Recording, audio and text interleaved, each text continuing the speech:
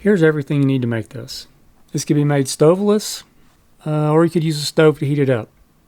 For this summer's hikes, I'm going to be using a cold soaking jar. This one is from Lightsmith. This is actually the medium short. The regular medium is like a peanut butter jar. That's the one that I'll actually be using because it's a little skinnier and taller, and it fits in my backpack a little better. I'll leave a link in the description below. I chose couscous as the basis for this recipe, but know that you could substitute instant rice very easily. I just preferred couscous because when it comes to cold soaking, for me, it seems to rehydrate much faster and better than the instant rice. I added a range of ingredients here to add some complexity and depth of flavor. Pretty much all of the ingredients should be able to be purchased at any of the common resupply trail towns.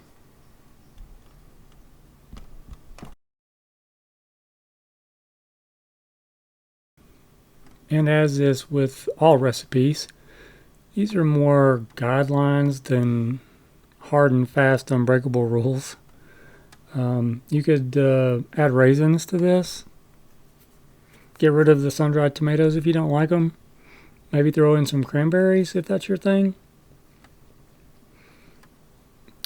Maybe even some sardines. You could do the normal thing where you make up small packets with all of the dry ingredients, or pack out small pre-made spice packets which are light and don't take up much volume. Then just purchase the other ingredients during town stops. Of course, feel free to add or subtract ingredients to suit your taste, especially salt.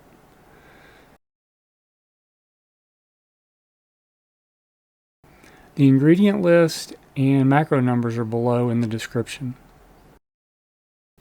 As far as the amount of water, just use as much as you think is necessary.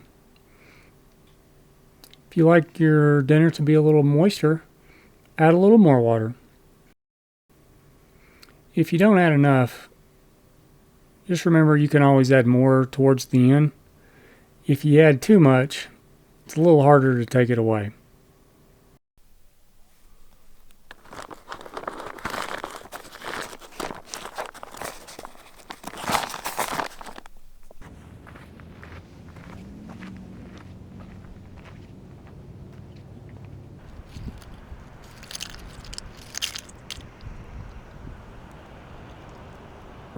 Thanks for watching. If you appreciated this video, be sure to give it a like. And subscribe for some more simple recipes to help elevate your hiking dinners.